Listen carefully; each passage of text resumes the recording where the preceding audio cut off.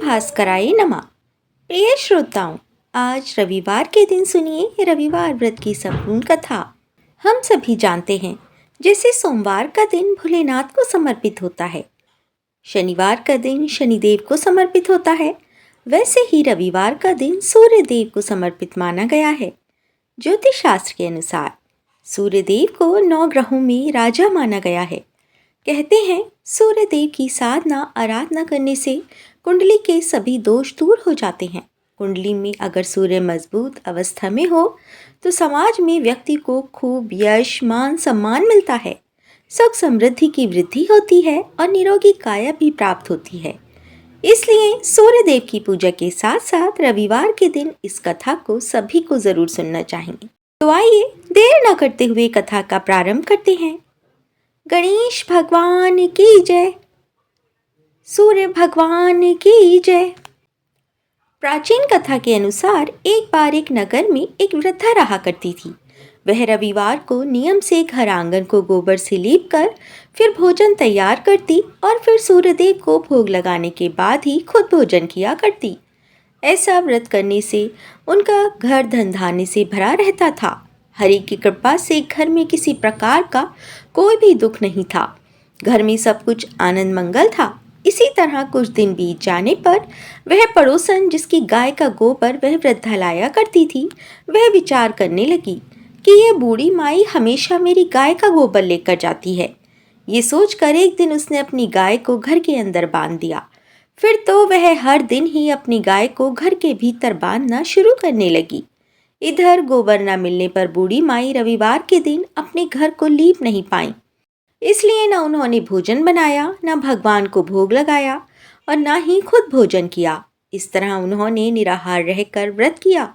सुबह से शाम, शाम से रात हो गई और वह बूढ़ी माई भूखी ही सो गई।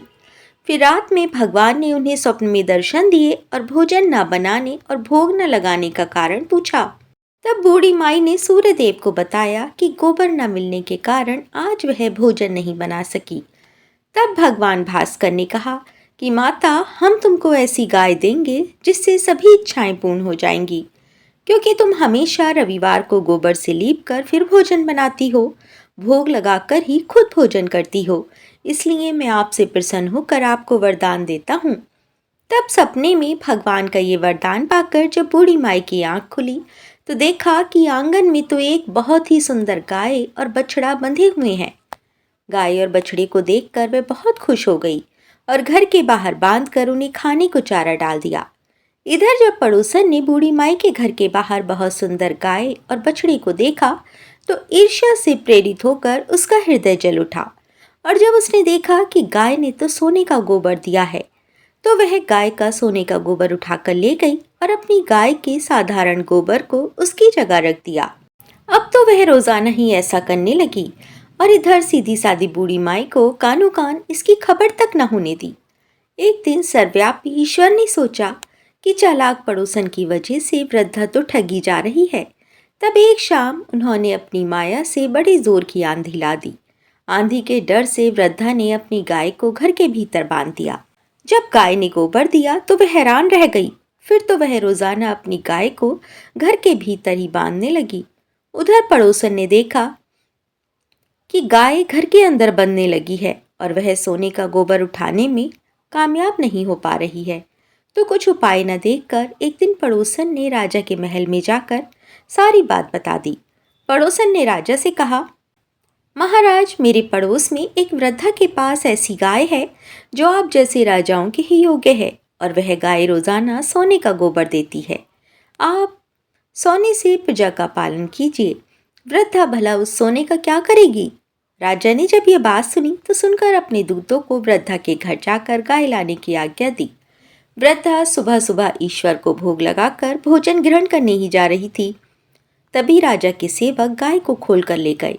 ये देखकर वह बहुत रोई, चिल्लाई, लेकिन कर्मचारियों ने उसकी एक न सुनी। उस दिन फिर वृद्धा गाय के वियोग में भोजन न कर पाई और रात भर रो रो कर भगवान से गाय को पुनः पाने की प्रार्थना करती रही।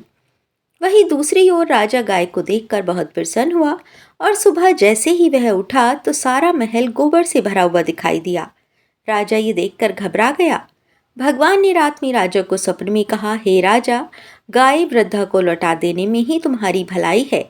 रविवार के व्रत से प्रसन्न होकर मैंने उस वृद्धा को ये गाय दी थी।